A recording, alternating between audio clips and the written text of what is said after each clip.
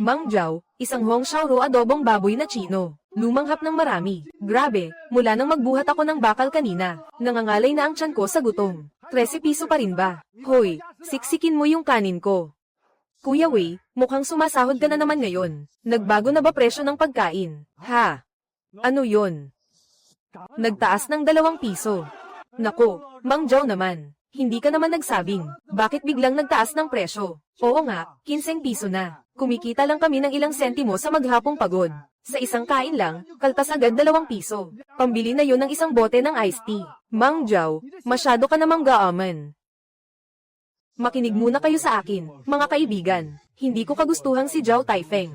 Ang kumita ng mas malaki sa inyo. Nitong mga nakaraang araw, doon sa palengke, ang sariwang baboy mula sa mapagkakatiwalaang suki ay diretsong tumaas ng mahigit 3 piso kada kilo. Pati ang magandang klase ng toyo ay nagmahal na rin. Kung ibebenta ko pa to ng 13, mapipilitan akong bumili sa bagsakan ng mga mumurahin. Yung mga scraps na hindi mo na alam kung ilang taon ng frozen. O kaya'y gagamit ako ng mumo-raken at delikadong mantika. Mang Jiao, ikaw naman, magmamatigas ka pa ba? Lahat tayo'y naghahanap buhay gamit ang lakas ng katawan. Sino ba naman ang maghihigpit pa sa ganyang bagay? Basta't hindi nakamamatay ang pagkain. Sapat na para mabusog tayo. Hindi pwede. Ang karne sa kawali ko ay dapat malinis at dekalidad. O sige, sige na. Napakabait mo. Ako na lang ang maglalagay ng kanin. Bukas, hindi na ako kakain dito. Sawa na akong maging tanga. Hoy, kayong dumadaan dyan, huwag nang palampasin to. Bago kaming pwesto, malaking pasasalamat sa inyo. Baon at instant na pagkain. Maraming karne at malalaking isda. Garantisadong mabubusog at masisiyahan kayo. Hindi 15, hindi 13. 10 piso lang. 10 piso, hindi ka lolokohin.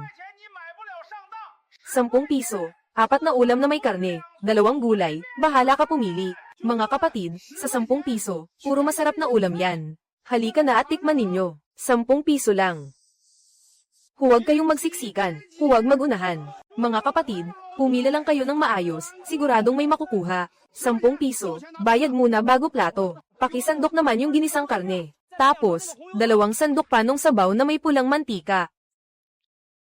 Sige, pare, kitang-kita sa trabaho mo, malakas ka kumain. Ito, dagdagan ko pa ng marami para sa'yo.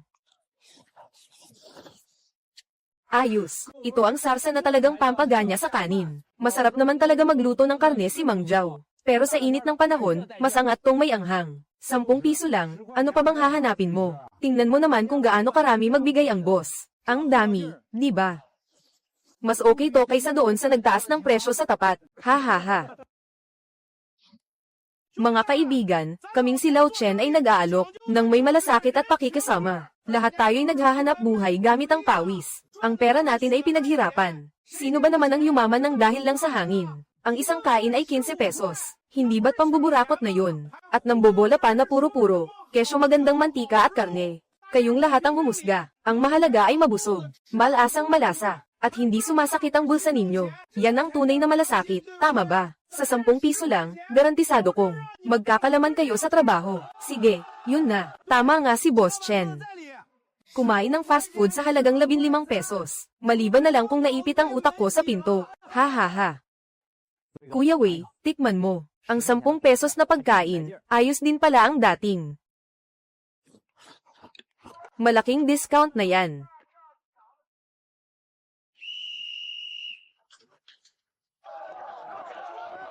Tera. Boss Chen, bigyan mo ako ng 10 order nung tig 15. Hindi, 10 order nung tig 10 pesos. Sige, Kuya Wei, may bagong pritong chicken chops ngayon. Dagdagan mo ng isa para sa mga tropa. Sige, walang problema.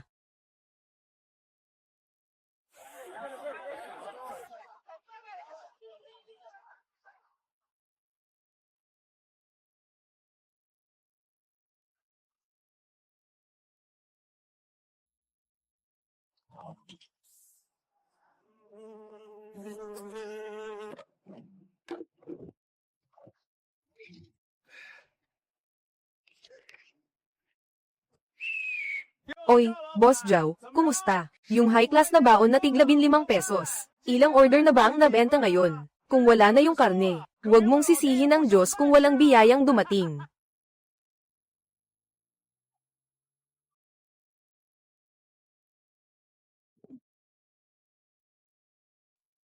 Tito, hindi na natin pwedeng gawin ito. Talagang hindi na tama ito. Tumaas ng 3.20 ang puhunan sa baboy. Mag-isip-isip ka nga. Mantika, bigas, at pambalot, 1.60 na. At hindi pa kasama dyan, yung renta sa bahay at pwesto. Tito, mahigit 400 ang nalugi natin ngayong araw. Kaninang tanghali, sa kabuuan, 5 order lang ng pagkain ang naibenta natin. 5 order, 75 pesos. Kahapon, lugi. Ngayon, lugi pa rin. Kung magpapatuloy ito, pati pambili ng harina sa susunod na buwan, ay wala na tayong pambayad. Alam ko ang takbo ng negosyo. Kakataas lang ng presyo, natural lang na magtatampo ang mga suki. Kailangan lang ng panahon para makapag-adjust. Kapag natikman na nila at naikumpara kung anong klaseng basura yung sa kabila, babalik din sila ng kusa. Ang sarap kaya ng pagkain ni Boss Dong. 10 piso lang. Ang pwesto ni Chen Duang ngayon, pinagkakaguluhan. Samantalang sa atin, nilangaw hindi makapasok. Tito, magising ka na, pwede ba? Murang produkto ang binibenta ng iba. Ang mga tao sa site, mura lang ang hinahanap. Sino bang may pakialam kung native na baboy ang gamit mo? Sino bang may pakialam kung ang karne mo ay bagong katay kaninang madaling araw?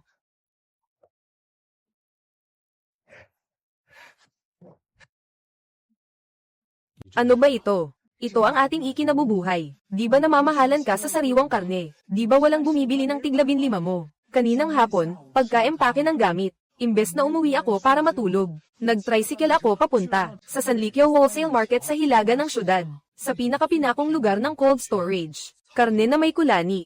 Ang binili mo ay hindi pa natatanggalan ng kulani sa leeg, o kaya naman ay karne ng bangkay na baboy. Tito, wag mo nang intindihin kung anong karne ito. Ang tawag dito ay mga retaso. Alam mo ba kung magkano ito kada kilo? 3.50. 3.50 lang, tito. Siguradong ito ang gamit ni Chen Duang. Basta tinadtad lang ng pino. Tinakpan ng makapal na potato starch. Pinirito sa napakainit na mantika hanggang sa lumutong. At binudburan ng maraming chili powder at pampalasa. Sino bang makakatikim na karne yun na may kulani? Sino bang makakakita ng mga bukol sa loob? Sa paggamit ng karneng ito, ang halaga ng isang baon natin ay maaaring bumaba ng wala pang 3 pesos. Magbebenta rin tayo ng 10 pesos. Patubo tayo ng 7 pesos bawat isa. Kung makabenta ng 200 order sa isang araw.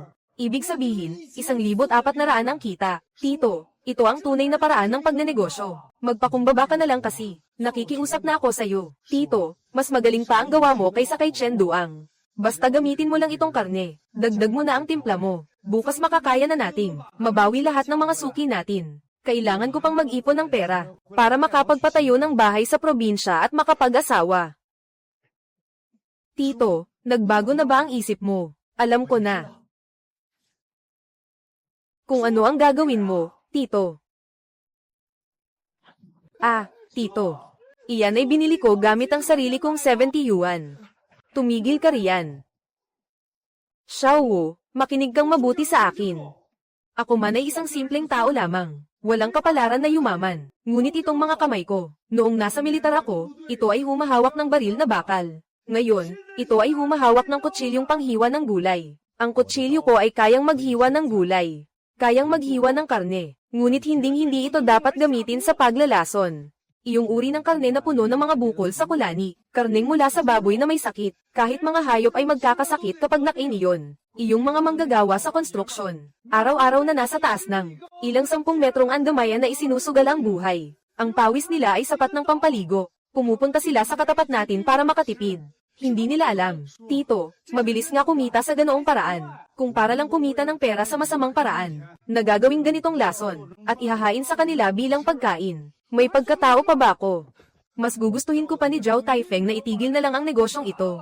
Mas gugustuhin ko pang magbuhat ng hollow blocks at mamulot ng basura sa konstruksyon, kaysa kumita ng ganitong uri ng perang walang konsensya at walang kinabukasan. Kung gusto mong kumita ng ganitong klaseng pera, umalis ka na ngayon din. Huwag mo na akong tawaging Tito. Sige, may konsensya ka pa. Magkano ba ang halaga ng konsensya mo? Kayang bayaran ng konsensya mo ang renta. Kaya ba nitong bigyan ako ng panggastos sa kasal? Nagmamalinis ka rito, habang ang mga tao sa katapat natin ay namimigay ng pera na parang wala lang. Akala mo ba ang mga tao sa konstruksyon ay maaalala ang kabutihan mo? Ang tingin nila sa iyo ay mahal kang magbenta. Minumura ka pang ang walang puso.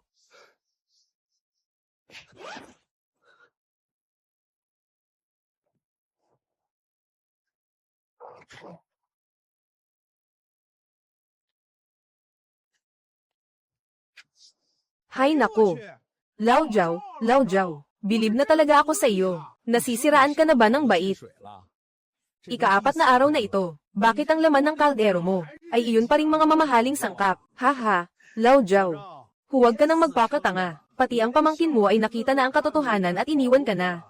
Isang taong kalahati na ang katawan sa hukay. Bakit hindi ka pa marunong makibagay? Haha, akala mo ba dahil gumagamit ka ng magandang mantika at karne, ay tatanawin nilang utang na loob ang ginagawa mo? Itong mga hampas lupang ito, mahirap at gutom na gutom. Sa paningin nila, kahit bulok na dahon ay makakain. Basta mura ang benta, mabango na sa kanila iyon. Magbenta ka ng karne na 15 yuan. Sinusubukan mo lang ang kanilang pataka. Hindi iyan pagiging malinis ng konsensya. Iyan ay pagiging isang ganap na tanga. Maging praktikal ka. Gaya ko. Pumunta ka sa cold storage at bumili ng karne na may kulani na 3 yuan and 50 fen bawat kalahating kilo. Balutan mo ng arena at paminta, at ibenta mo bilang magandang karne sa kanila. Iyong bagay na may lason sa kulani, kaya mo bang kumain yan kahit isang subo? Tumigil ka sa kadadakdak mo. Anong kalokohan itong tungkol sa pagiging malinis o hindi? Ano naman kung gumagamit ako ng murang sangkap? Wala akong nilason na tao. Kumita ako ng pera. Iyon ang mahalaga. Sa negosyo, kailangan lang magkasundo ang dalawang panig. Gusto nila ng mura. Gusto ko namang kumita. Tama lang iyon, walang pilitan. HMPH, matandang ito. Dahil ayaw mong pahalagahan ang mukha mo, edi magsubukan tayo. Sa loob ng kalahating buwan. Kung hindi kita mapatalsik sa iyong pwesto na parang pinalayas na aso, kahit sarili kong balat, ibebenta ko para lang may pambili ng tinapay. Isusulat ko ang pangalan ko ng pabaliktad. Ang pagkain ay para sa tao, hindi para sa labangan ng baboy. Gusto ko ngang makita kung gaano katagal may tatago ng mga lason mong iyan sa mga kapatid natin.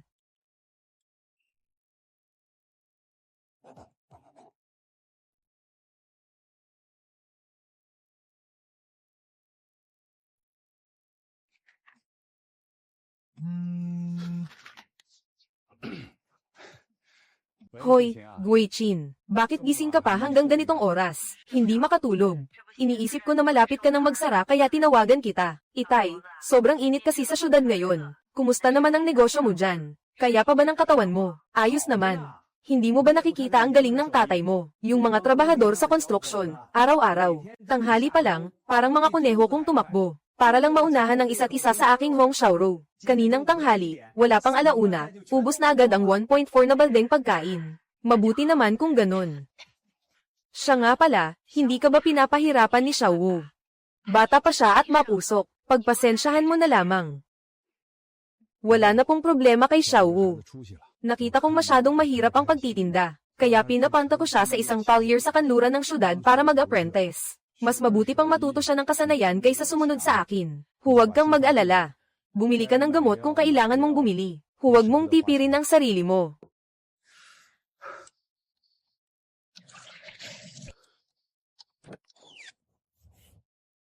Nandito na si Mang Jiao. Kamusta? Ano ang kailangan mo ngayon? Bigyan mo ako ng 3 kilo ng karne na may taba at laman. Yung may balat. Tapos, hiwain mo na rin ng 2 kilo ng tadyang.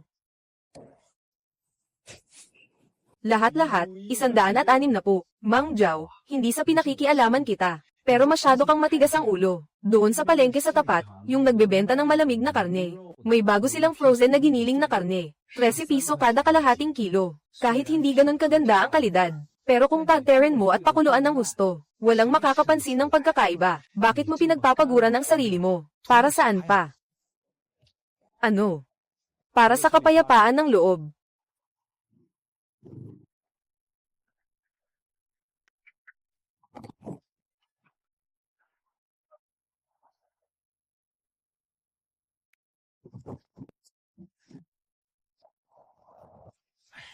Para masiguradong malinis ang inihahain. Malapit na mag-umaga, kung mahuli tayo ng mga inspektor ng palengke. Kapag may nakakita, magkakaproblema tayo. Kuya, masyadong malakas ang amoy ng karne na ito. Nagbago na ang kulay, maaari pa bang kainin iyan? Wala kang alam. Pagkatapos ay process, jijilingin ito para maging palaman. Ibababad sa espesyal na kemikal para mawala ang amoy. Tapos lalagyan ng pampalasa, mga rekado at matatapang na pampasarap. Hahaha. Hindi na malalaman ng ordinaryong tao ang diferensya. Bilisan mo ang pagbalot. Kapag nabalot na, ihatid mo na agad. Yung matandang iyon sa South Suburb Hub, ano nga ang pangalan? Si Chen Duang. Sobrang nagmamadali ang mga iyon, parang sinusugod ng kamatayan. Sabi nila kailangan ng dagdag na pagkain sa site ngayong tanghali. Kailangan ng dagdag na 50 kilo ng karne. Ang demonyo talaga ng matandang Chen na iyon. Gumamit ng 2 taon at kalahating bangkay. Karneng baboy na may sakit para aipakin sa mga trabahador. Hindi man lang natatakot na may mamatay sa pagkain niya.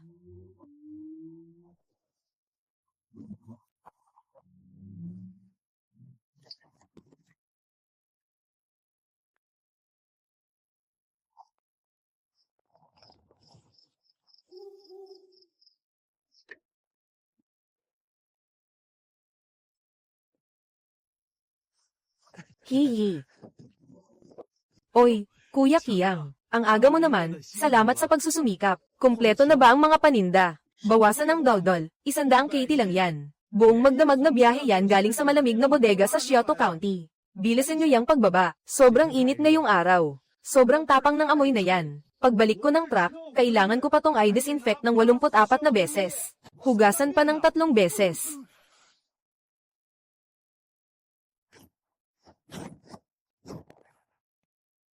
Lao Chen, napakakapal talaga ng mukha mo. Kahit 1.5 piso bawat KT yan, hindi ko yan babahirin ng kamay ko.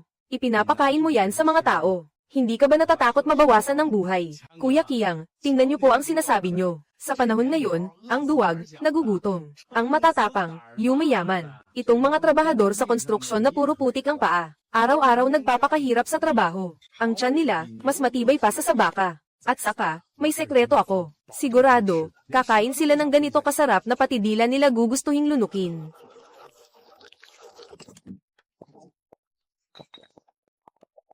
Bilisan niyo ang pagkilos, umayos kayo. Huwag kayong pabagal-bagal.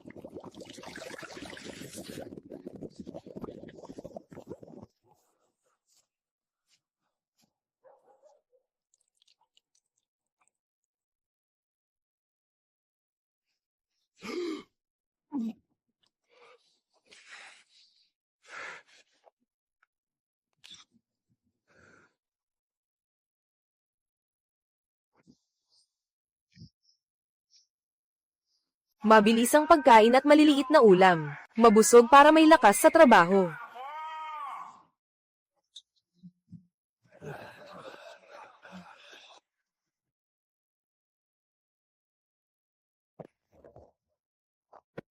Lao Wei, tayo'y mag-usap. Lao Jiao, anong problema? Ano ba yan, mga kapatid, gutom na. Nagmamadali na kaming kumain. Lao Wei, makinig ka sa payo ko, kapatid. Yung pagkain sa kabilang kalye. Ikaw at ang mga tauhan mo. Ngayong araw, huwag na huwag kayong kakain doon. Lao Jiao, anong ibig mong sabihin? Lao Wei, naniniwala ka ba sa akin? Kagabi, pumunta ako sa bagsakan para bumili ng paninda. At nagkataong nakita ko ang truck na nagde-deliver sa katapat nating si Lao Chen. Kainahinala ang pinanggalingan ng karne na yun. Hindi talaga galing sa lehitimong katayan ang amoy niya. Mababang klase ng karne na ibinabad sa kemikal. Nitong mga nakaraang araw, hindi ba panay ang pangangasim ng sikmura nyo? At palaging nauuhaw. Dulot yan ng pagkain ng basurang yun. Zhao Taifeng, itigil mo yung pananakot na yan. Lao Wei, ano bang sinasabi mo? Ang concern ko lang ay ang kalusugan ninyo. Para sa amin. HMP, sa tingin ko, naiinggit ka lang sa magandang negosyo ni Lao Chen. Sarili mong pagkain di mabenta. Naiinip ka na, no? Hindi ka makasabay sa kompetisyon. Kaya naninira ka na lang sa likuran. Sinasabi mong may lason ang karne niya. Zhao Taifeng. Bakit ngayon ko lang ito nakita? Hindi ko alam na ganito ka pala kasama at katraidor na tao. Tama yan. Mahina ang negosyo, kaya gagawa ng ganitong kababuyang pakulo. Anong problema sa 10 pisong karne? Ilang araw na namin kinakain yan, buhay na buhay pa rin kami, di ba? Buong buhay ko, naging tapat ako. Hindi ako naninira sa likuran. Ang gamit ni Lao Chen ay karne na may kulani, walang sertipikasyon. Niluto sa mantikang galing sa kanal. Tanungin nyo ang sarili nyong konsensya. Pagkatapos nyong kumain sa kanya, may lakas pa ba kayong magtrabaho sa hapon? Buwisit ka. Kala mo kung sino kang malinis at banal. Queens pesos ang isang meal mo. Akala mo ba pinupulot lang namin ang pera? Kami, mga trabahador lang na kumakayod. Hindi namin afford ang napakamahal mong malinis na pagkain. Zhao Taifeng, sasabihin ko na ito ng diretsahan. Kahit nalason pa ang tinda ni Lao Chen sa kabila, kaming magkakapatid dito, buong puso at kalooban naming kakainin yun. Simula ngayon, huwag mo na kaming pakialaman. At huwag ka nang magpanggap na mabait at lumapit pa sa amin. Mga kapatid, tayo na. Sige.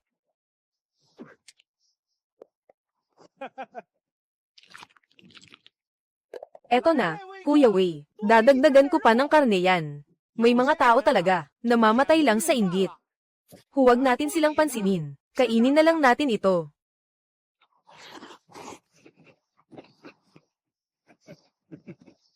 HMP, humaharang sa kabuhayan ko. Ang lakas ng loob mong man-iron ng negosyo ko. Mga kapatid sa trabaho, tumigil muna kayong lahat sa pagkain. Pakinggan ninyo muna ang sasabihin ko, si Lao Chen, mula sa puso. Narinig ko kanina ang mga sinabi ni Lao Zhao doon. Sa totoo lang, mga kapatid, ang puso ko, parang sinaksak ng kutsilyo sa sakit.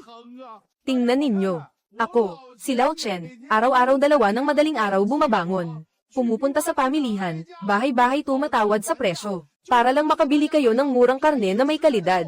Itong baon ko na 10 yuan lang. May malaking pork chop pa, may hong xiaoru pa. Kung tatanggalin mo ang mantika, asin, toyo, suka, at labor. Wala pang 5 sentimos ang kinikita ko sa bawat baon. Lahat tayo naghahanap buhay sa hirap. Sinong walang asawa at anak na binubuhay? Kaninong pera ang galing sa hangin? Nagtrabaho rin ako sa konstruksyon noon. Alam kong pawis at dugo ang pinaghirapan ninyong lahat. Hindi kailangan 15, hindi 13. 10 yuan lang. Pero may mga tao naman. Dahil nauna sila rito. Sa kalyeng ito nagmumonopolyo. Isang baon lang, 15 yuan ang lakas maningil. Ano ito? Ito ay pagsipsip ng dugo, sa leeg ng mga manggagawang magsasaka nating mga kapatid. Zhao Taifeng, noong kumikita ka ng 7 hanggang 8 yuan bawat baon. Bakit hindi mo kinonsensya ang sarili mo? Ngayon nandito na ako, si Lao Chen. Pinutol ko ang daan mo sa maduming pera. Wala ka ng negosyo. Kaya desperado ka na, tama ba? Hindi ka makakalaban, kaya naninira ka sa likod ko. Sinasabi mong gumagamit ako ng karne na may kulani. Sinasabi mong gumagamit ako ng mantika mula sa kanal. Zhao Taifeng, ang itim mong bitukan ng kapitalista. Hindi ka karapat-dapat maglinis ng sapatos ng mga manggagawa nating kapatid. Magaling magsalita, siya mismo ang madumi ang budi. At hindi matanggap na may mabuting tao sa paligid. Sobrang tapat ni Lao Chen. Umaapaw pa nga ang ulam sa dami. Zhao Taifeng, wala kang prinsipyo. Ano naman kung 10 yuan lang ang benta niya? Yun ang gusto namin, yung 10 yuan lang. Tama.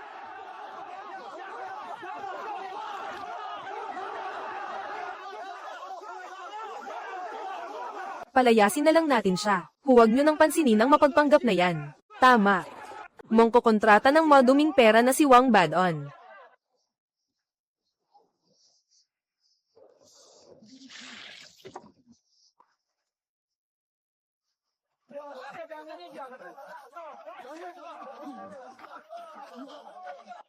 Lao Zhao. May pagkain pa ba ngayon? Meron, tito. Nakareserba para sa inyo. Meron pa.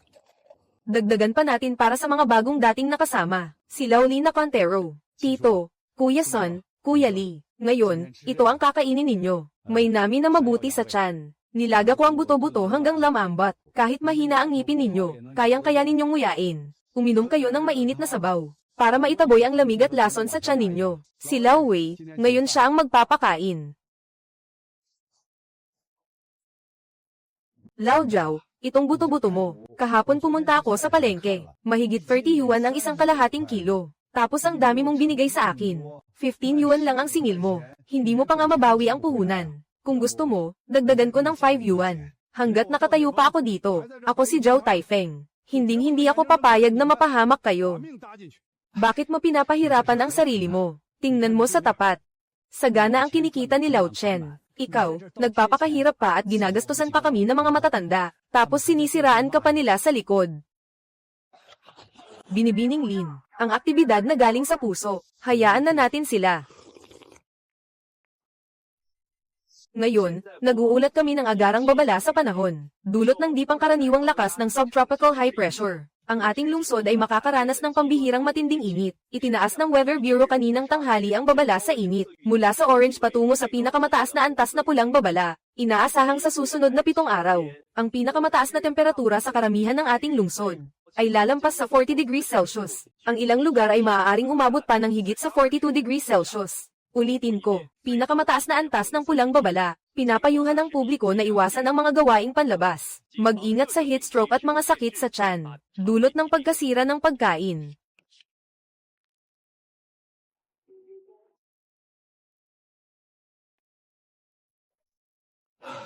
Nako, Kuya Wei, sumasakit na naman ang tiyan ko.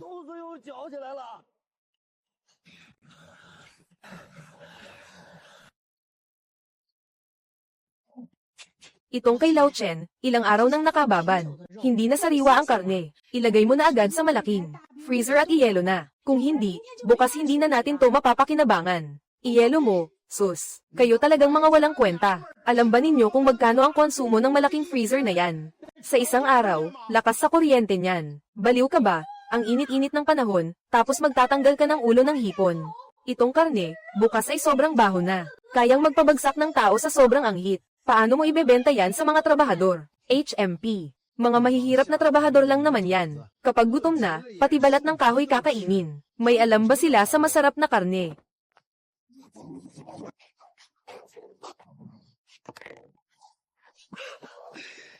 Ano ngayon kung may kakaibang amoy? Ano ngayon kung matapang ang lasa?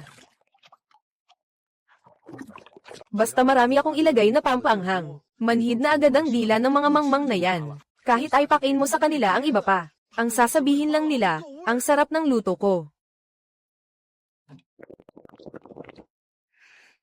Mga kapatid, ngayon, pagbubuhos ng semento sa mga haligi. Salamat sa inyong pagod. Ako si Lao Chen, ngayon ay sobrang galante ako. Puro karne ang laman ng ulam ngayon. 10 piso, busog ka na, sigurado.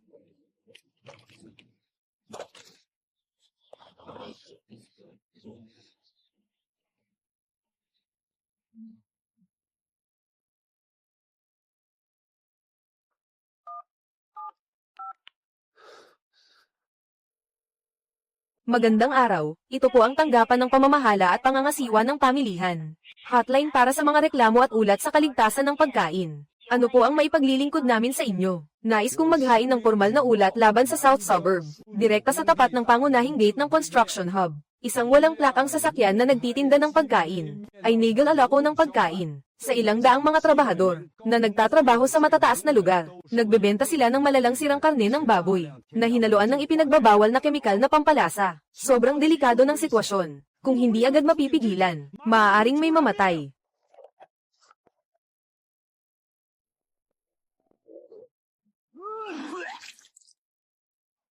Puwer.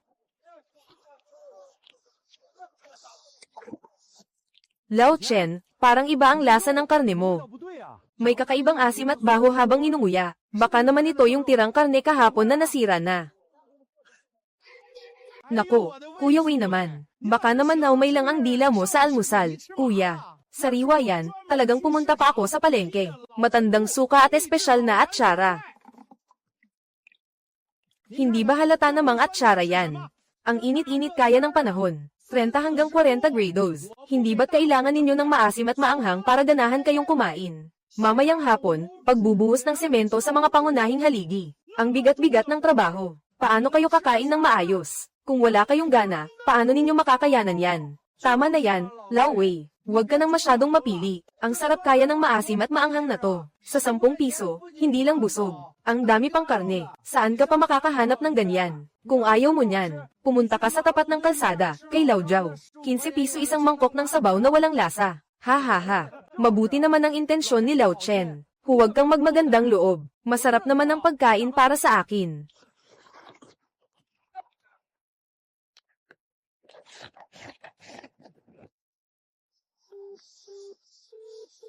Dumating si Lin Baoguo kasama ang anak niyang si Lin Qiang, ang manugang niya. At ang apo niyang si Xiao Bao sa high-end na subdivision ng Linmo.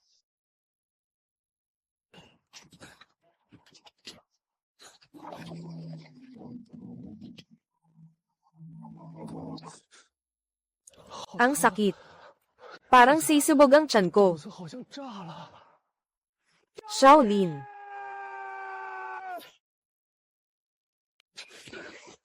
Sige.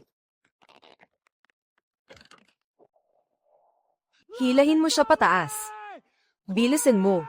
Hoy hoy hoy. Tiyan ko. Ang sakit. Parang pinipilipit ang bituka ko.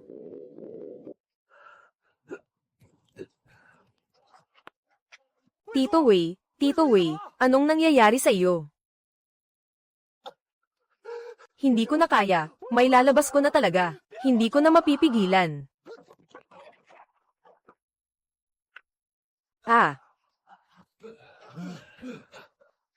Tulong. Ang sakit ng tiyan ko. Kailangan kong pumunta sa banyo. Sino ang pwedeng umalalay sa akin? Wala na akong lakas. Nasaan na? Nasaan na?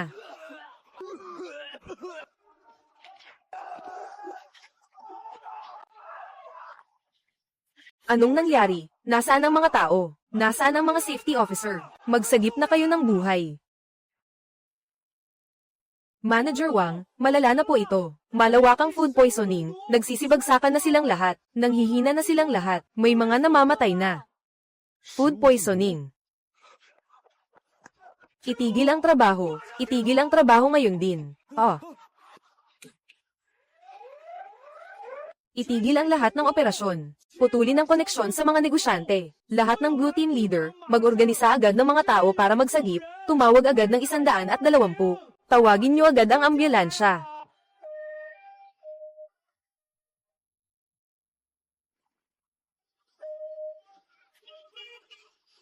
Dalhin ang mga first aid kit at stretcher, takbo papasok.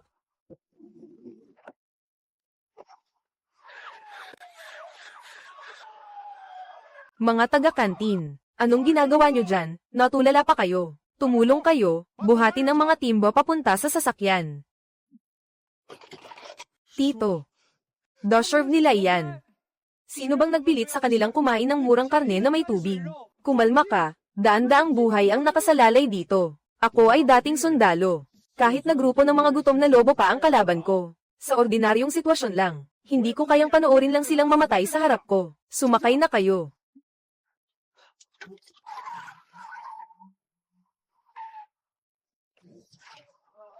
Tumabi kayo, huwag kayong nakatunganga lang dyan.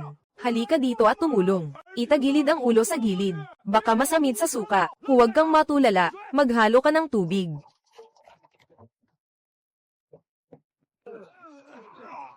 Kukuku. Lunukin mo. Lao Wei, lunukin mo. Lao Jiao. Umuubo ako. Magtipid ka ng lakas, huwag kang magsalita. Basta mailigtas lang ang buhay mo. Sapat na iyon. Xiao Wu, painumin mo ng munggo soup ang mga nagkamalay para ma-detox. Painumin ng tubig na may kaunting asin ang mga dehydrated para maisuka nila agad ang lason. Uminom ka ng marami. Pagkatapos uminom, pilitin mong isuka, huwag kang hihiga ng patag. Tumagilid ka. Tumabi ka, bilisan mo, kumuha ka ng tubig.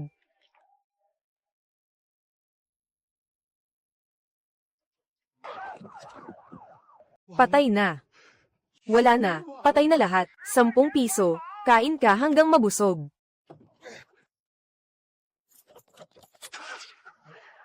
Wow wow wow.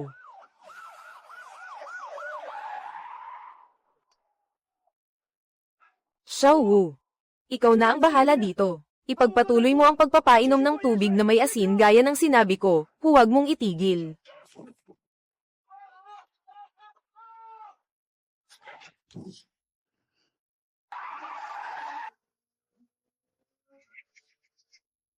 Lao Jiao, umalis ka dyan.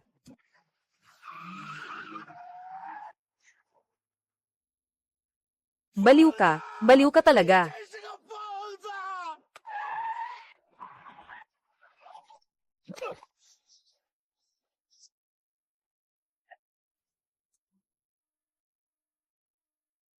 Bumaba ka dyan. Zhao Taifeng, nagpapakabayani ka pa. Sila mismo ang pumili na kumain sa akin para makatipid. Anong pakialam mo? Pakawalan mo ako ngayon. May 20,000 yuan ako sa trunk, ibibigay ko lahat sa iyo. Mula ngayon, hindi na tayo makikialam sa isa't isa. 20,000 piso. Lumingon ka at tingnan mo ang ilang daang mga kasama natin na nakahiga doon sa site. Hindi alam kung mabubuhay o mamamatay. Para lang kumita ng dagdag na 5 piso. Ipinakain mo sa kanila ang karne na may kulani at ginamitan mo ng pampalasa para maipasa bilang pagkain. Lason iyon. Ang perang kinikita mo ay walang konsensya. Hindi ka ba natatakot na multuhin sa gabi? Huwag kang magpanggap na santo rito. Ngayon, lahat tayo ay naghahanap buhay para kumita. Mura ko binibenta, gusto nila bilhin. Iyan ang tawag sa merkado. Ikaw naman ay 15 piso. Dapat malugi ka na. Tumabi ka. Hanggat nandito ako, ngayon, hindi ka makakalampas kahit kalahating hakbang. Sige, hindi ka papayag, ha? Gusto mong magpapabayani, hindi ba?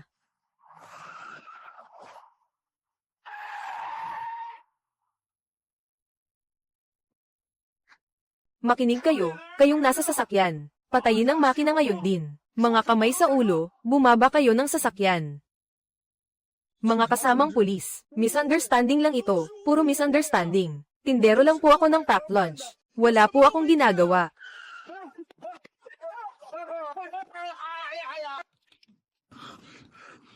Magsabi ka ng totoo. May ilang daang mga kasama ang nakarete sa loob ng Linbao. Lahat sila ay acute food poisoning. Ang pinagmulan ay ang mga paninda niyang packed lunch. Nasaan ang susi ng sasakyan? Buksan ninyo ang kanyang trunk. Boss, mga pribado kong gamit ang mga iyan. Wala pong kinalaman sa mga paninda ko. Pribado po iyon. Wala po kayong search warrant. Hindi ninyo basta-basta pwedeng tingnan. Sa ganitong oras, lumalaban ka pa sa pagsisiyasat.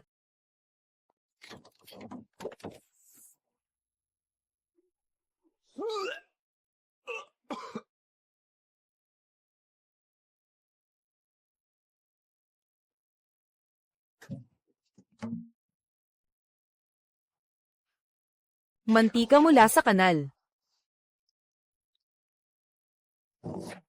Karne na may kulani na malubha na ang pagkabulok. Ito ang tinatawag sa kalsada na lymph meat.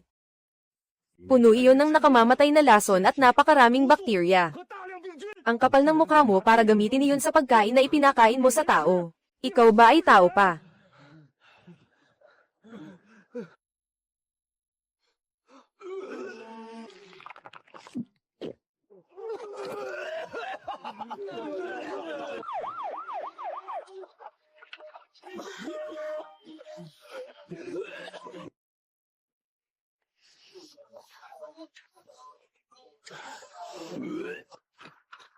Ang Ben 37 ay tapos na sa swero, palitan na ng gamot. Magbigay daan kayo, dumaan ang naghahatid ng mga specimen. Ang kasama sa emergency room ay nasa shock. Manager Lin, hindi po ito dahilan. Ang mga manggagawa sa ibaba ay nagkaroon ng mass food poisoning. Sumama po kayo sa akin, kayo na po ang bahala. Daan-daang tao ang dinala sa ospital. Pati ang foreman ng steel bar team ay nasa shop na. Sa site ngayon, wala na tayong mahanap na kahit isa na makakakyat. Wala na tayong mahanap na manggagawa para sa paglalagay ng semento sa scaffold. Alam ko na hindi maaaring ihinto ang pagbubuhos ng semento sa poste. Alam ko na magkakaroon ng cold joint kapag natigil ito. Pero ngayon, sino po ang gagawa? Ilang libong tonelada ng commercial concrete ang naipadala na.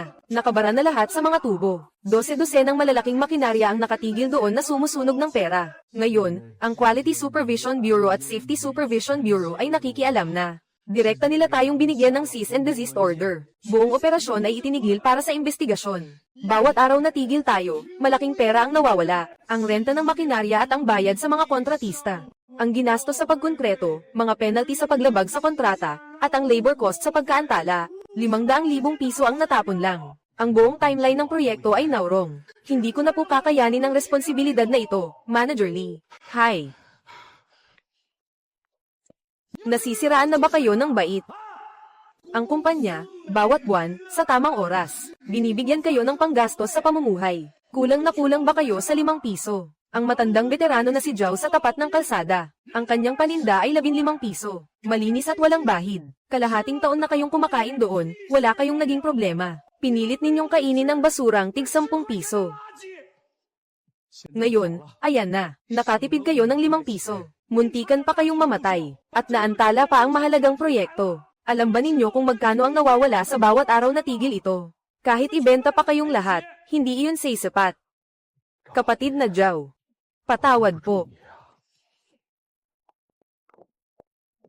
Section Chief Lee, lumabas na ang resulta ng chemical test. Ano ba talaga ang nakain nila? Para ganiyanan ng ilang daang malalakas na lalaki. Lumabas na ang Rapid Toxicology Report. Ayon sa mga sample na kinuha sa likod ng delivery van ni Chen Duang at sa suka ng mga pasyente sa site. Iyong karne na pumasok sa tiyan ninyo. Lagpas sa standard ang coliform bacteria. Eksaktong 1,200 beses. Salmonella, Staphylococcus aureus, lahat ay nagpositibo. Blair, alam ba ninyo kung anong klaseng karne iyon? Iyon ay karne mula sa leeg ng mga baboy na namatay sa sakit, karne na may kulani. Puno iyon ng hindi tinanggal na kulani at thyroid gland. Para maitago ang matinding bulok na amoy. Dinagdagan niya iyon ng daan-daang beses na lagpas sa standard na pang-industriyang chili powder, pampalasa, at isang patak na bango. Hindi lang iyon. Iyong mantika na ginamit niya sa pagluluto ay paulit-ulit na pinrosesong mantika mula sa kanal. Ang aflatoxin sa loob nito ay grabe ang lagpas sa standard. Iyon ay isang carcinogen. Hindi kayo kumakain ng pagkain. Uminom kayo ng lason.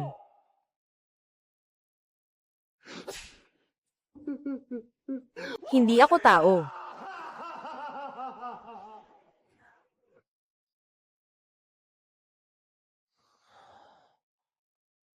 Mga kapatid, huwag na tayong magtulog-tulugan. Alam kong masakit para sa ating lahat, samantalahin natin ang pagkakataong ito. Magkwenta tayo ng maayos. Iniwan natin ang ating mga bayan para magtrabaho dito. Para saan? Hindi ba't para lang makaipon ng kaunting pera? Para may padala sa ating mga misis at anak.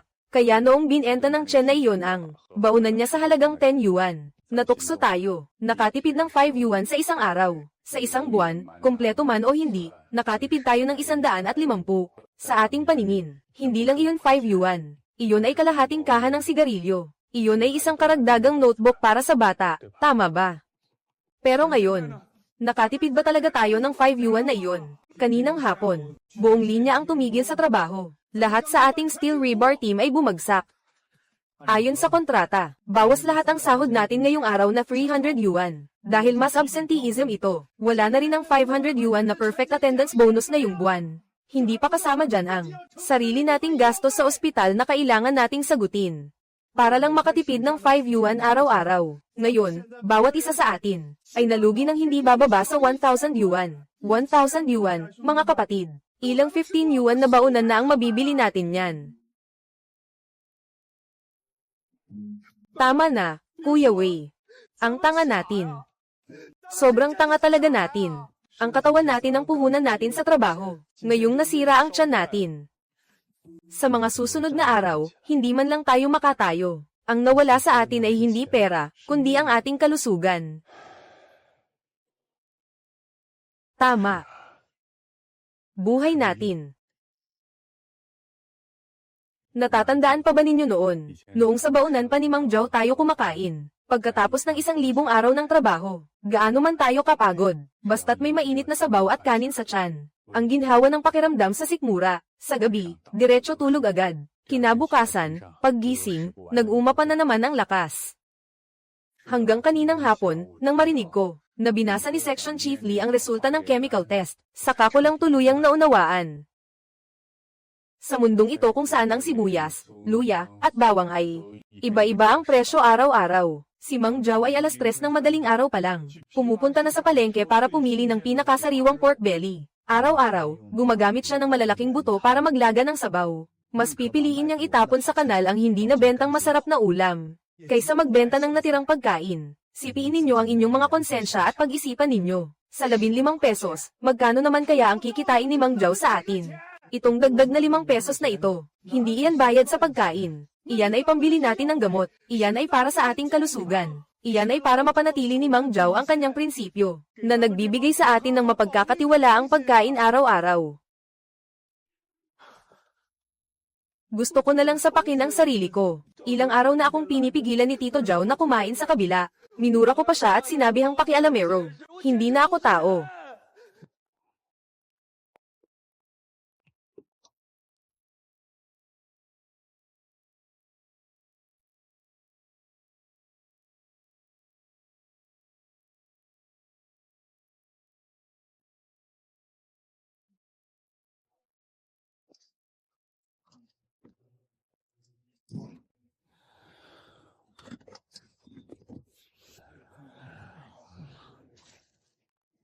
Kakalinis lang ng tiyan. Bawal muna ang mamantika. Bawal din ang matitigas na pagkain. Nagluto ako ng konting lugaw na may halong nami para sa tiyan. Tig-iisang mangkok kayo. Uminom muna kayo para makahinga kayo ng maayos.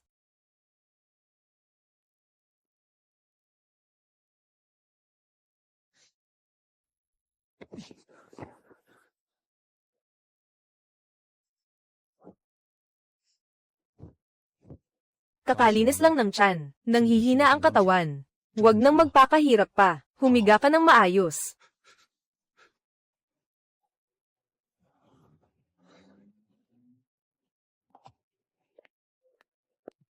Kumain ka na. Tama na ang init nito para sa bibig mo. Dahan-dahan lang sa paglunok at baka masamid ka.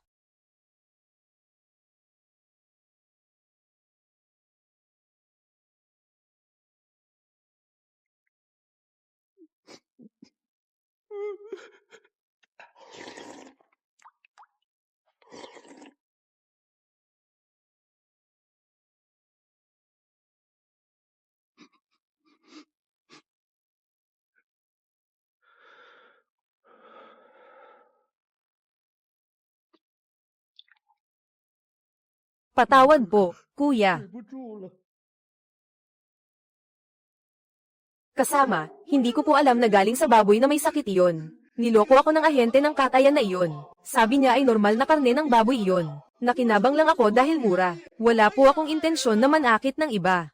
Nagdadahilan ka pa ba? Sa tingin mo ba mga bata kaming madaling maloko? Paano mo ipapaliwanag ang mga bagay na ito? Sabihin mo pa na hindi mo alam. Itong mga pampalasang pang-industriya ay ginagamit para takpan ang amoy ng bulok na karne. Sabihin mo pa na hindi mo alam na ang gutter oil kapag nakain ay nagdudulot ng kanser. Ang South Suburb Hub, na may 300 na trabahador, higit 300 manggagawa dahil sa iyo ang nagkaroon ng malubhang food poisoning. Napilitan ng konstruksyon na ganap na huminto. Ang naghihintay sa iyo ay hindi bababa sa 10 taon, o kaya'y habang buhay na pagkabilanggo.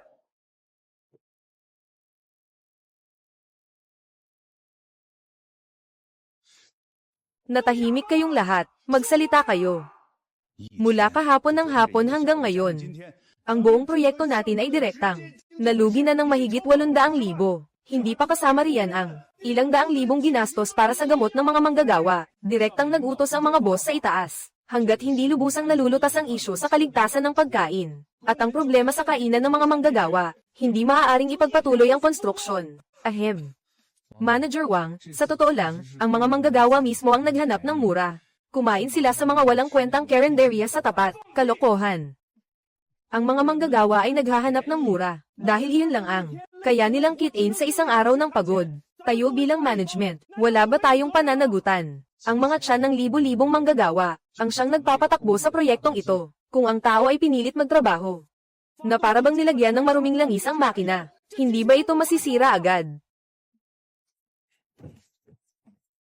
Pag-isipan ninyong mabuti, huwag na nating pag-usapan pa ang sisihan. Ang pinakakailangan nating gawin ngayon ay ang gumawa ng solusyon para sa pagkain ng mga manggagawa. Hindi na natin sila maaaring hayaang kumain pa sa mga walang lisensyang tindahan sa kalsada. Manager Wang, paano kung maglaan tayo ng lugar sa site para makapagtayo tayo ng simpleng kantina? Hindi praktikal yan, masikip na ang lugar sa site. Wala na tayong espasyo para sa kantina. Kahit pa makapagtayo tayo, kailangan pa ng environmental permit, fire safety, at food business license. Aabutin ng ilang buwan ang proseso, minimum na 1 o 2 buwan. Maaari bang maghintay ang proyekto ng ganoon katagal? Maaari bang maghintay ang mga boss? Si Lin Baoguo kasama ang anak niyang si Lin Qiang, Manugang, at ang lehitimong catering service na kinontak sa syudad. Hayaan silang gamitin ito araw-araw sa tanghalian. Magpadala ng nakabox na pagkain gamit ang insulated na sasakyan. HMPH, nakapagtanong ka na ba ng presyo? Isang lehitimong kumpanya ng pagkain. Mga pagkaing akma sa pamantayan ng mga manggagawang mabibigat ang trabaho. 2 ulam na karne, 1 gulay, at kanin na siguradong mabubusog ka. Bawat kahon ay ipapresyo ng hindi bababa sa 25 pesos. Sino ang sisigat nito? Ang subsidiya ng project department ay ilang libo lang sa isang araw. O gusto mong ang mga manggagawa ang magbayad mula sa sarili nilang bulsa? Pababayarin mo sila ng 25 para sa isang kainan. Maniniwala ka ba na sa unang araw pa lang ng trabaho, maglalakas loob na silang lumabas para maghanap ng mas murang pagkain? Manager Wang, ito ay kahapon ng hapon, nang makipag-ugnayan kami sa mga tao mula sa Market Supervision Bureau. Habang nasa ospital para aliwin at kapanayaman ang mga manggagawa, gumawa kami ng isang komprehensibong ulat ng investigasyon. Naglalaman ito ng isang petisyon na may pirma at thumbprint. Maaaring ito ang solusyon sa kasalukuyan nating problema. Mas gugustuhin ng isang retiradong veterano na itapon ang karne sa drum ng basura, kaysa magbenta ng mababang klaseng pagkain. Tito, sa tingin mo ba babalik pa sila sa atin ngayong bumalik na sila sa trabaho? Babalik sila. Ang galing sa pagluluto, hindi nanloloko. Ang taong may mabuting kalooban, natural na hindi rin nanloloko.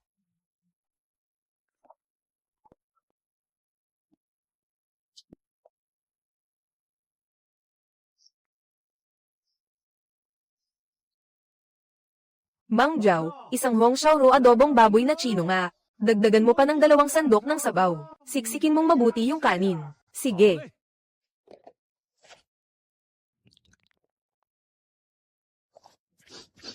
Tatay Jiao, 2 pong order. Marami akong trabaho ngayon. Kailangan kong kumain ng marami para makabawi.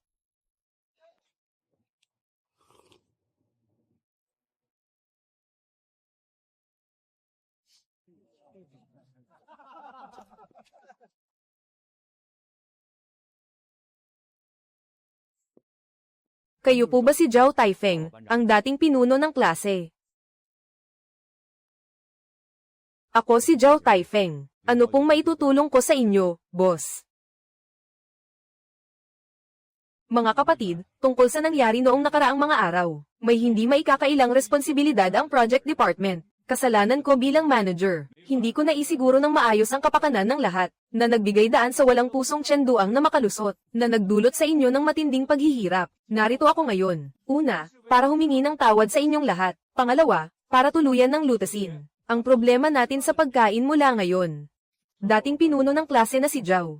Kahapon, nag-imbestiga kami sa ospital at sinuri ang mga record.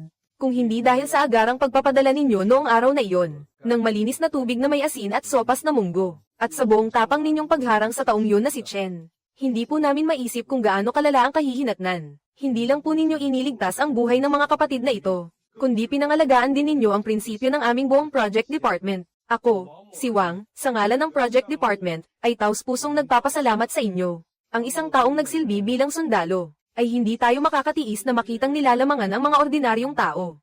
Hindi ko po matiis na makitang nilalamangan ang mga ordinaryong tao. Kuya Go, ito ang pagkain ni Manager Wang. Kuya Go, ito ang totoong pagkain. Isang maliit na tulong lang po ito. Hindi na kailangan ng pasasalamat. Para sa inyo, maliit na tulong lang ito. Pero para sa amin, ito ay isang malaking bagay. Kaya naman, kagabi, nagkaroon ng agarang pagpupulong ang project department, at nakagawa kami ng desisyon. Lao Jiao, nagpa siya ang project department na mamuhunan, para magtayo sa loob ng construction site ng isang simple, ngunit may pinakamataas na pamantayang pangkalinisan na kantina, kumpleto sa mga gamit sa kusina, at libre ang renta at utilities. Lahat ay sasagutin ng kumpanya. Wala po kayong ilalabas na kahit na magkano. Nais naming formal kayong imbitahan na maging ang punong tagapagluto at pangkalahatang tagapamahala ng pagbili ng kantinang ito. Mula ngayon, ang mga tiyan ng 2 hanggang 3,000 manggagawa sa South Suburb Hub ay buong tiwala naming ipinagkakatiwala sa inyo. Manager Wang, ang galing at mabuting puso ni Lao Jiao. Pinagkakatiwalaan naman natin. Pero ang pagkain ni Lao Jiao ay gawa sa magagandang sangkap, kaya mataas ang gastos.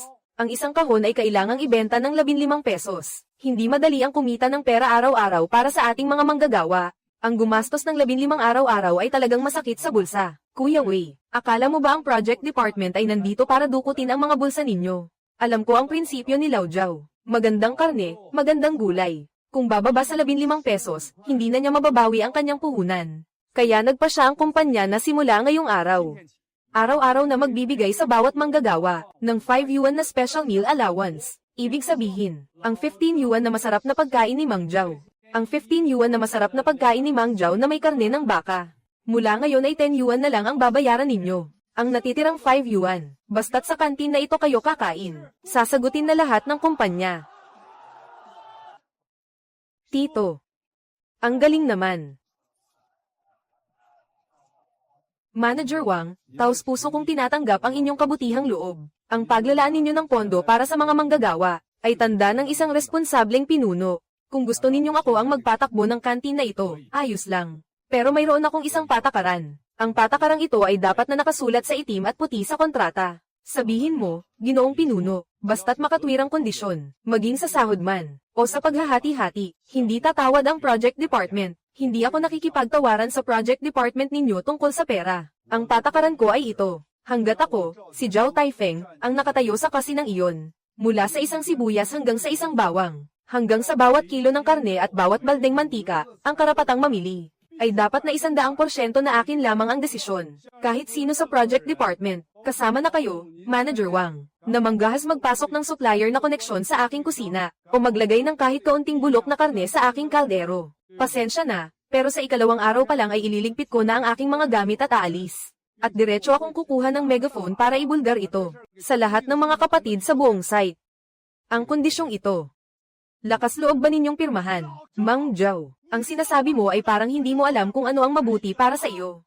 Pinagkatiwalaan ka ni Manager Wang, may pabahay at benepisyo pa. Pinagkatiwalaan ka ni Manager Wang, binigyan ka ng libreng upa at libreng kuryente at tubig, at binibigyan pa ng allowance ang mga manggagawa. Napakalaking biyaya nito. Ikaw na isang kusinero lamang. Ang dapat mo lang gawin ay magluto ng masarap na pagkain. Ang pakikialam sa pagbili ng mga gamit ay hindi mo dapat pinapakialaman.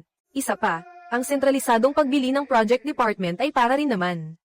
Para sa ikabubuti ng lahat, at ang sentralisadong pagbili ng project department ay para rin naman. Isa pa, ang sentralisadong pagbili ng project department ay para rin naman sa lahat.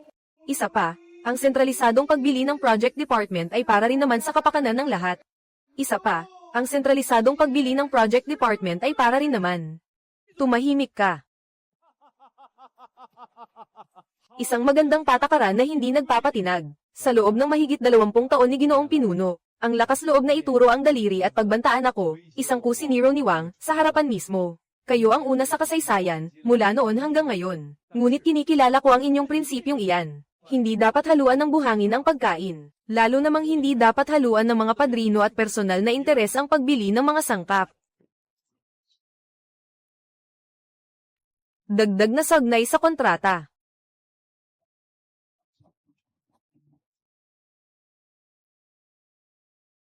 Ginoong Pinuno, kayo na ang magpatotoo. Zhao Taifeng, tagapamahala ng kantin. Si Manager Wang ay isang taong marunong tumupad sa pangako, huwag kayong mag-alala. Hanggat ako, si Mang Zhao, ay nandito at nagtatrabaho araw-araw. Ang mga kapatid sa South Suburb Hub ay hinding-hindi makakakain ng kahit isang subong masamang karne. Tito, papasok na talaga tayo sa site para magtayo ng kantin.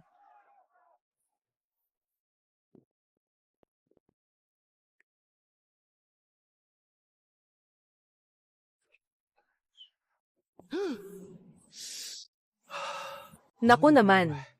Ang lakas ng aircon dito. Mas komportable pa kaysa sa mga mall sa bayan namin sa probinsya.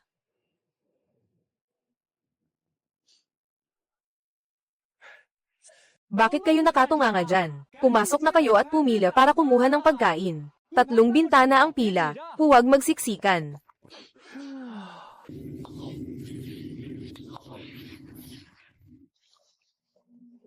Kuya Wei, ikaw na. Bakit ka pa nakatunganga dyan? Nandito na si Mang Zhao.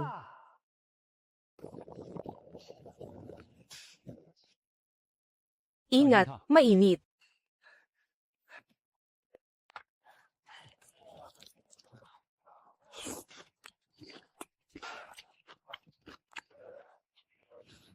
Mas malapot ang sabaw ngayon kaysa dati. Isang higop pa lang, ang sarap na agad sa tiyan. Mamayang hapon, magtatali tayo ng 2 bigkis ng bakal, para mabawi ang 10 yuan na ibinayad sa pagkain ngayong araw. Libre na ang renta at kuryente tubig dahil kay Mang Zhao. Ito na talaga ang pinakasulit na trato sa taong ito. Manager Leo, ito ang mahalagang lugar ng kusina. Bawal pumasok ang mga hindi autorisado.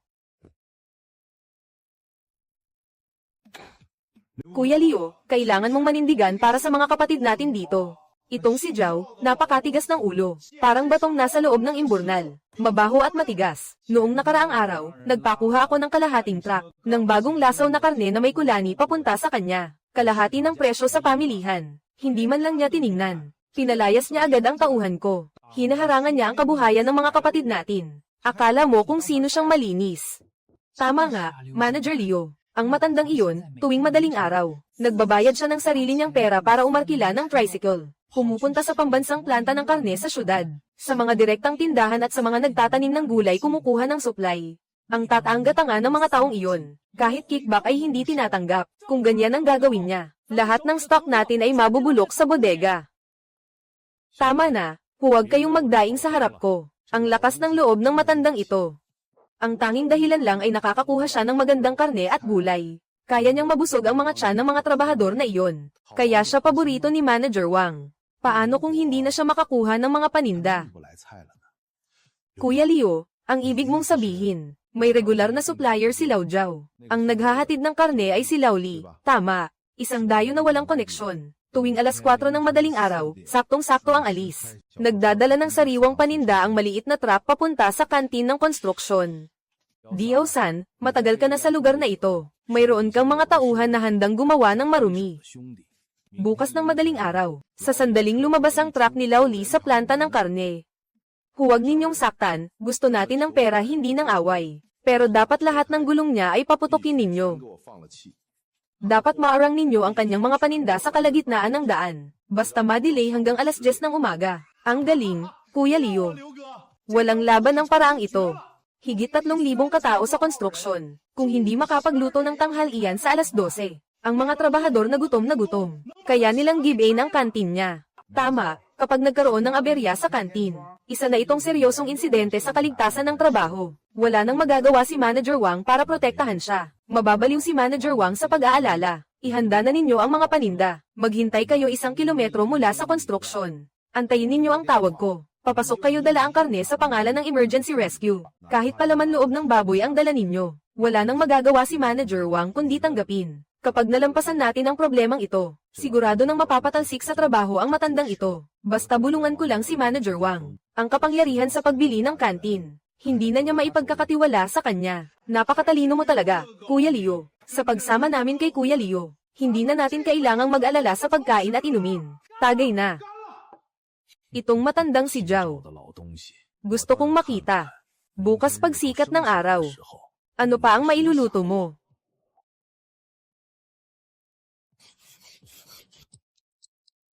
Itong si Lao Li, parang orasan kung pumunta. Ngayon, alas 4:20 na. Bakit wala pa siya? Tito, may hindi maganda yata. Laging busy ang telepono ni Lao Li. Malapit na mag-alas 5. Wala man lang dumating kahit isang piraso ng karne. Mahigit 3,000 na bibig ang naghihintay ngayong tanghali. Lahat umaasa sa Hong Xiaoru at buto-buto para sa lakas. Gamitin mo ang telepono ko. Uy, si Jiao ba ito? Lao Li, ako ito. Nasaan ka na? Nasaan na ang mga paninda? Jiao Shifu, pasensya na po. Pasensya na po talaga. Ang mga paninda ngayon. Hindi ko na po kayang ihatid ang karne. Simula ngayon, hindi na po ako makakapagpadala.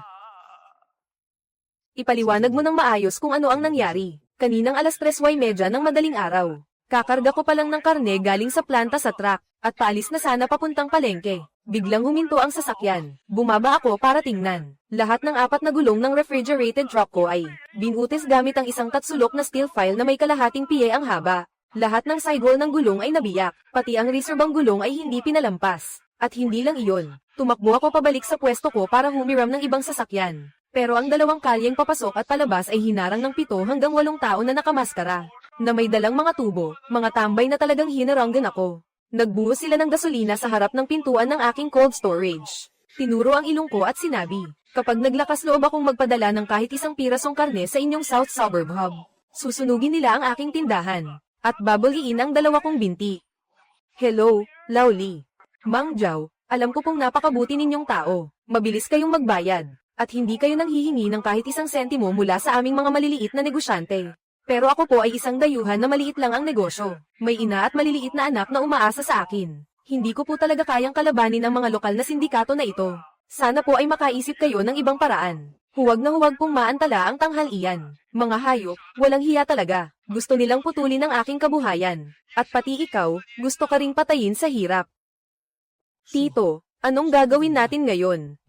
Mahigit 1 dekada nang nagtatrabaho si Lao Li sa planta ng karne. At kailanman ay hindi siya nagkabangga ng kahit sino. Maliwanag na tayo ang pinupuntirya nila. Alas 5 pa lang ng umaga ngayon. At alas 12 ng tanghali ang kainan. Kung susumayin, 7 oras na lang ang natitira. Higit 3,000 tao ang kakain. Lahat ng palengke sa paligid, pagsamahin mo. Sa oras na ito ay hindi makakaipon ng 1,000 kilo ng sariwa at ligtas na karne. At wala pa itong sertipikasyon ng inspeksyon sa kalusugan. Talagang hindi tayo pwedeng gumamit ng kahit ano na lang. Kung sa tanghali ay walang makuhang karne ang mga tao, hindi mabubuksan ang kantin. Ang mga leader sa project management na mahilig pamuna, tiyak na bubulyawan nila tayo ng walang awa. Aba, Lao Jiao, Xiao Wu, malapit na mag-alas 5:30. Bakit ang kusina ay malamig pa at walang nangyayari? Nasaan ang truck ng karne? Bakit wala man lang akong makitang anino nito? Ay, Lao Jiao, balita ko kanina sa daan. Yung supplier mo na si Lao Li ay nakabangga ng mga sindikato sa palengke. Nabutas ang gulong niya. TSK. Ikaw naman kasi, noong una, pinilit mo ang exclusive supplier. Pinilit mong gumamit ng mga maliliit na negosyanteng hindi mapagkakatiwalaan. Ayan. O di ba ang ganda ng resulta? Sa oras ng kagipitan, bigla na lang bumigay.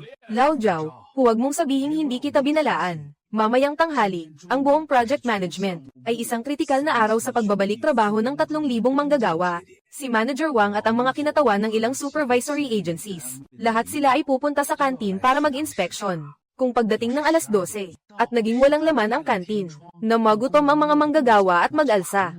Ito ay isang malubhang insidente sa trabaho. Kahit gustuhin ka pang protektahan ni Manager Wang, ipapadala ka ng kumpanya sa legal department, hindi ka na makakabalik sa industriya ng pagkain sa buong buhay mo. Pero, pare-pareho lang tayong naghahanap buhay dito sa site, magkikita't magkikita pa rin tayo. Ako, si Liu Panzi, ay hindi maaaring manood na lang habang tumatalon ka sa apoy. Diba, hindi ko kayang hayaan kang mamatay. Ito ang business card ni President Diao ng Diao Trading. Si President Diao ay may cold chain supply sa buong probinsya. Napakalakas ng kanyang kakayanan. Nakausap ko na siya para sa iyo. Basta tumango ka lang. Pirmahan mo na ang pansamantalang kasunduan para sa emergency procurement. May stock na high-grade na karne si Boss Diao. Isang batch ng ready-to-use na high-grade na karne.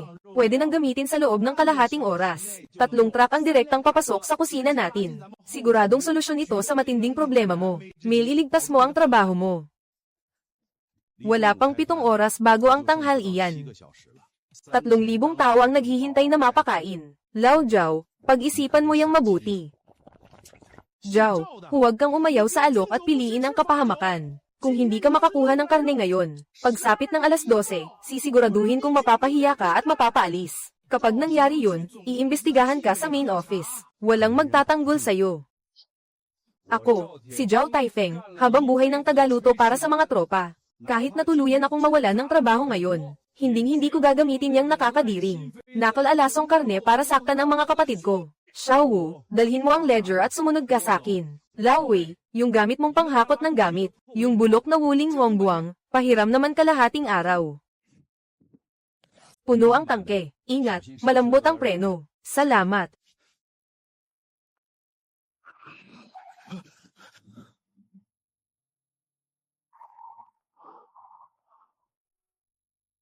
Tito, sarado ang daan dahil sa aksidente. Kung may pit tayo rito, imposibleng makabalik tayo sa site bago mag-alas 10. Hawak ko na.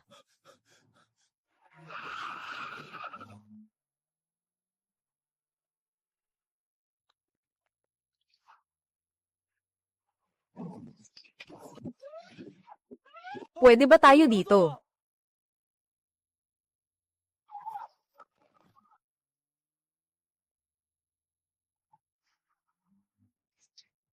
How? Bagong luto, dekalidad na karne. May asul na selyo ng inspection. 300 kilo ng liempo, 200 kilo ng tadyang. Kailangan ko ng cash payment. Ikarga na agad. Simulan na ang timbang. Bakit wala pa?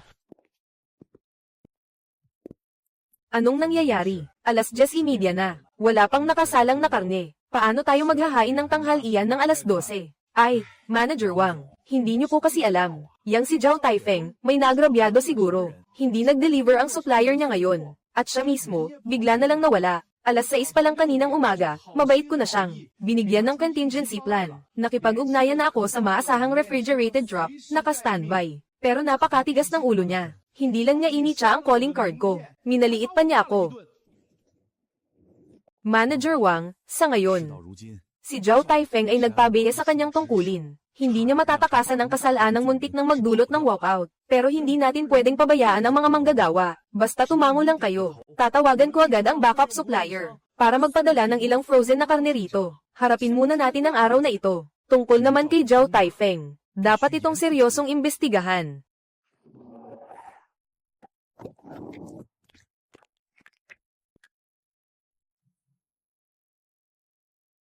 Andyan na ang karne, sindihan ng apoy, isa lang na.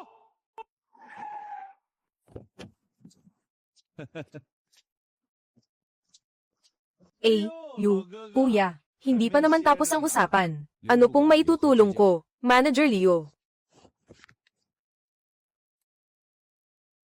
Dalhin mo sa loob at ilagay sa mesa. Kuya, malapit na ang Mid-Autumn Festival. Bibisita ang mga bossing mula sa main office para mag-inspection. Nag-utos si Manager Wang na magdaos tayo dito sa project department ng isang maliit na salo-salo para sa senior management. Ito.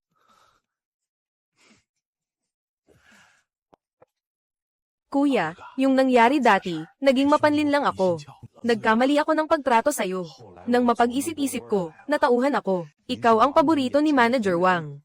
Napakahusay mo pa magluto. Bakit ko naman itatapat ang sarili ko sa'yo? Ito ang espesyal na pondo para sa Mid-Autumn Banquet. Aprobado ito ni Manager Wang, kaya talagang walang problema. Base sa patakaran, 10 tao kada mesa. Saan ininom ang 2 kahon ng alak? Saan hinitit ang 2 kaha ng sigarilyo? Pero sa papeles, ni-reimburse natin ito sa pinakamataas na presyo. Kuya, kapag sobrang linaw ng tubig, wala ng isda, nagtiis ka sa kusina, nalanghap ang usok at mantika, panahon na para masiyahan ka naman. Itong sea cucumber, mag-uwi ka ng ilang kahon para kay ate, pampalakas ng katawan. Itong alak at sigarilyo, magtira ka ng 2 bote para sa iyo at kay Xiaowu. Kumuha ka ng 2 kaha, basta huwag lang maubusan sa handaan mamaya. Ang matitira ay para sa ating pinaghirapan.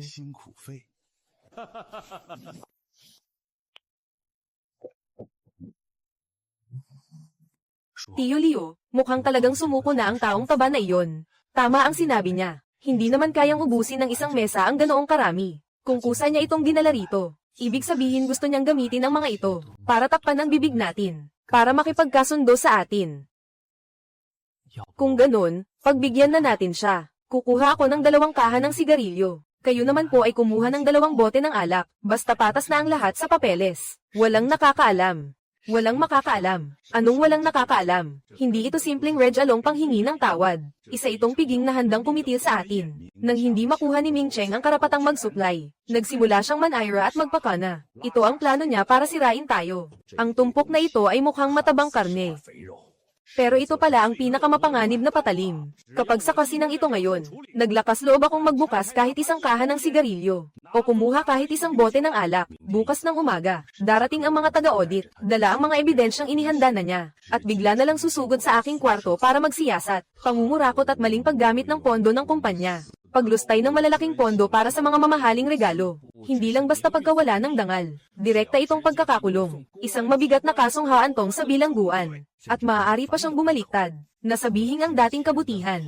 Na ang dating masarap na pagkain ay pawang pagkukunwari ko lang. Nasa likod nito ay isa pala akong magnanakaw na gaaman sa pera. Kung madadami ka sa mga bagay na ito, kahit 1 fingerprint lang, tayong magtiyuhin, pati itong kainan. Wala nang pag-asa, lubos na mapapahamak. Buksan mo ang lahat ng CCTV sa kusina. Pagkatapos tawagan ng opisina ni Manager Wang, papuntahin agad dito ang 2 taga-inspection, para imbentaryuhin ang mga bagay na ito. Kung may mualang 1 sigarilyo, ako lang ang mananagot.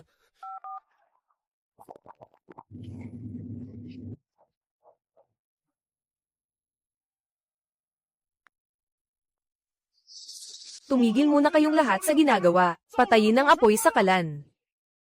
Lahat kayo, dahan-dahang lumapit sa pader, huwag kayong kikilos. Nandito na ba si Team Leader Zhang? Ang matapang na tao na nangungurakot sa kumpanya. Ang peste sa sulok ng pader ay narito. Kami ay mula sa grupo ng inspeksyon ng punong tanggapan. Nakatanggap kami ng opisyal na ulat. Mayroong malubhang paglabag sa proyekto. Pang-aabuso sa posisyon at katiwalian. Sino si Zhao Taifeng? Ako si Zhao Taifeng.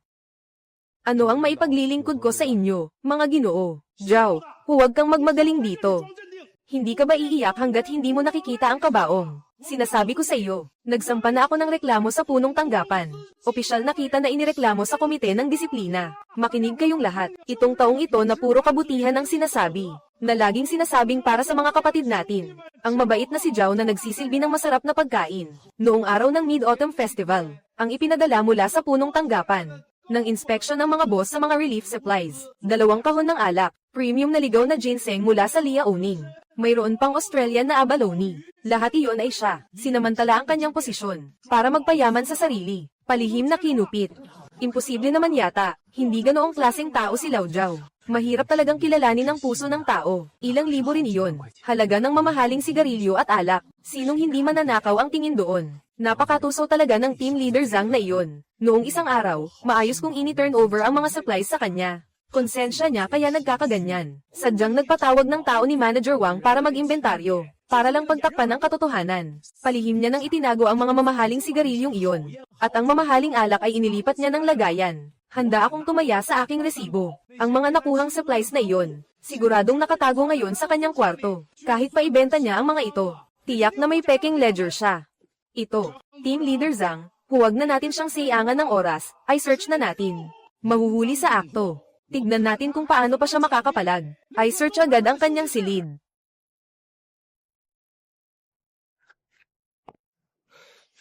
Anong karapatan ninyong maghalongkat ng gamit ko? Leo, naninira ka na naman ng tao. Halatang ikaw ang may pakana nito. Umatras ka. Hayaan mo silang mag-search.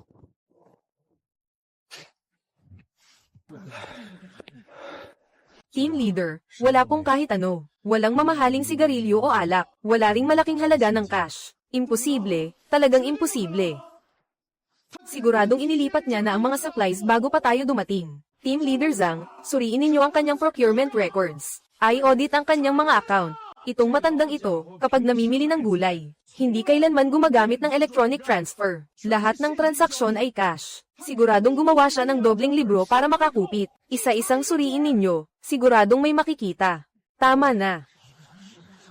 Mga kasamahan sa inspection team, mahirap naman talagang magpunta pa kayo rito. Dahil may nag-akusa sa akin ng pangungurakot at pamemeke ng mga dokumento, ako si Zhao Taifeng ngayon ay magbibigay ng paliwanag sa inyong lahat.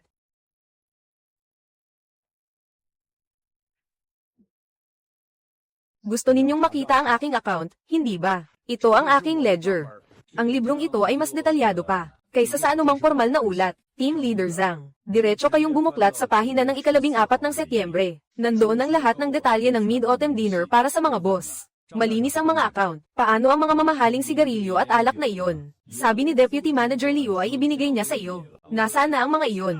2 kahon ng motay at dekalidad na ginseng. Lahat ba ay kinupit mo? Nakasulat dito, ang paraan ng pagtatago na panlinlang sa mata. Gusto ninyo ang mga bagay na iyon, hindi ba? Team Leader Zhang, tingnan ninyong mabuti. Ito ang log ng logistics ng main warehouse. Ang resibo ng pagpasok sa bodega. Nandyan ang receiving section para sa mga supplies. At ang pirma ng responsableng tao. Hindi ka maaaring hindi mag-ingat sa masamang tao. Noong una, itong mga kahon na ito, nang maiinit na kamote ay inihagis mo sa akin.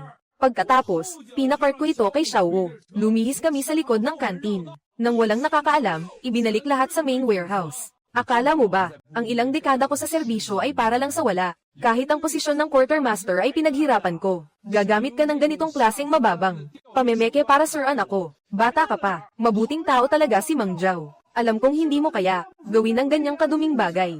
Pinunong Zhang, dahil nandito na ngayon ang pangkat ng inspeksyon mula sa punong tanggapan. Ako, si Zhao Taifeng, ngayon ay maghaharap ng reklamo laban sa isang tao. Ang unang bahagi ng kwadernong ito ay ang aking malinis na prinsipyo. Ang huling bahagi naman ay ang ebidensya ng isang taong vampira na kumakain ng laman ng tao. Araw-araw akong gumigising ng maaga para mamalengke. Alam ko ang presyo ng bawat sibuyas sa syudad na ito. Malinaw sa akin ang lahat. Noong si Manager Liu pa ang namamahala sa kantina at sa mga gamit pang logistika, Isang bar ice ng 20 litrong mababang kalidad na, genetically modified na mantika ng toyo. Ang presyo sa pamilihan ay 110, pero nag-report siya ng 240.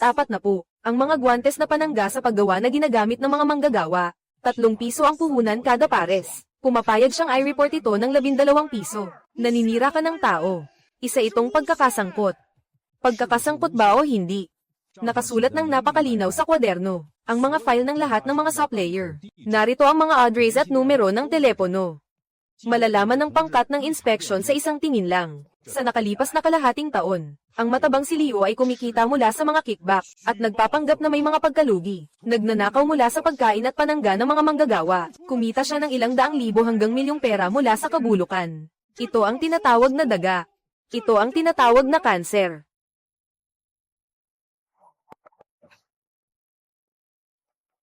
Napakahigpit ng schedule ng trabaho. Bakit parang ang lakas pa rin ninyo? Hindi ba kayo napapagod? Pagod, syempre napapagod kami. Pero kapag nagtatrabaho kami dito, panatag ang loob namin. May lakas kami sa katawan, kasamang mamamahayag. Tanong mo kung bakit kami napakasigla.